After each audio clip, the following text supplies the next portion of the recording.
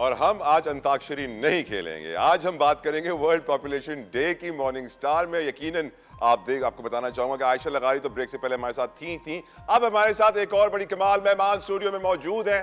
अब मेरा फख्र है, बड़ी खुशी है कि उन्होंने हमें ज्वाइन किया है। डॉक्टर यास्मीन काजी साहिबा ने हमें ज्वाइन कर लिया है, who is a family planning expert. किसी तारुफ की मोहताज नहीं है। यकीनन पॉपुलेशन को कंट्रोल करने में आपकी खिदमत को सराहा जाता है पूरी दुनिया भर में। Doctor Yasmin, thank you so very much. सुबह आप उठ के आ गए हमारे पास, तकलीफ दी आपको माजरत। नहीं जी, हम तो आदि है रोज सुबह उठ के काम करने की। माशाल्लाह, it was part of the routine. But doctor thanks for Yasmin, हम इनवाइटिंग तकरीबन 1 घंटे से हमारा प्रोग्राम चल रहा है और मैं एंड आयशा लगारी वो discussing a lot of issues. आपकी नज़र में पाकिस्तान में पॉपुलेशन के इशू को सीरियसली क्यों नहीं लिया जाता? देखिए, इस क्यों की बहुत सारी वजूहात हैं, लेकिन जो टॉप पे वजह मैं कहूँगी कि इसको अब तक as a cross cutting theme नहीं देखा जा रहा है। It has been siloed. आपने एक जगह पार्क कर दिया, एक छोटा सा डिपार्टमेंट बना दिया है। छोटा सा मैं इसलिए कह रही हूँ कि हेल्थ उसके मुकाबले में बहुत बड़ा है। तो आपने जो है वो उसका जो वर्किंग अरेंजमेट है वो उसी में आपने उसको कॉम्प्रोमाइज़ कर दिया है। जबकि देखिए, अगर पॉपुलेशन और मैं फैमिली प्लानिंग स्पेशली कहूँगी is a cross cutting theme.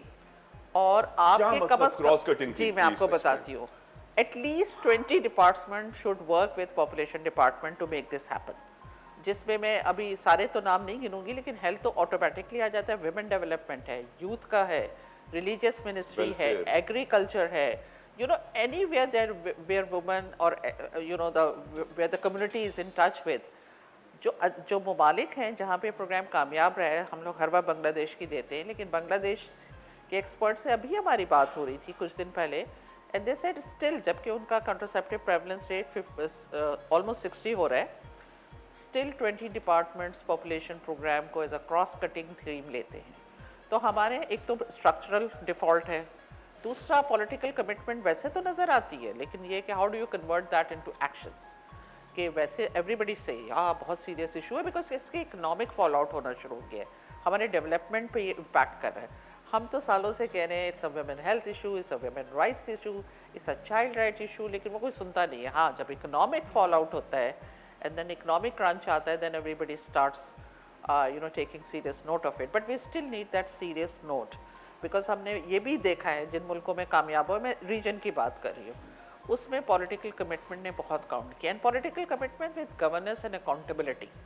आपने चीज़ें तो बना दी हैं, लेकिन उसकी अकाउंटेबिलिटी क्या है, उसकी गवर्नेंस मॉडल क्या है, is it working, is it not working. Doctor Kazi, मैं सोचने पर मजबूर हूँ कि आप जब कहते हैं पॉलिटिकल कमिटमेंट, जिस मुल्क में पॉलिटिकल स्टेबिलिटी ना हो वहाँ कहाँ से आएगी पॉलिटिकल कमिटमेंट? ये तो बहुत बड़ा डिलेमा है। आप सही कह रहे हैं। इस वक्त अगर हम पॉपुलेशन की बात करें तो फायर फाइटिंग तो चल रही है जी, ठीक है। हमें पॉलिटिकल कमिटमेंट नज़र आई 2018 में, जब सुप्रीम कोर्ट ने, हालांकि टू बी ऑनेस्ट उनका इतना फंक्शन नहीं था, उन्होंने सियो मोटो एक्शन ले लिया था पॉपुलेशन पे।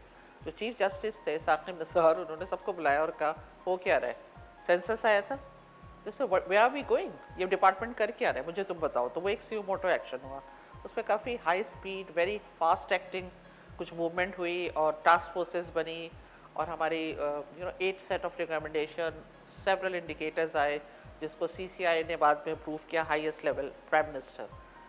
तो लेकिन क्या हुआ, उसके बाद कोविड हो गया, उसके बाद फ्लड्स आ गए, उससे पहले जो है पॉलिटिकल इनस्टेबिलिटी हो गई। So every time there is something which is out of ordinary, the first thing that falls off the tree is population issue।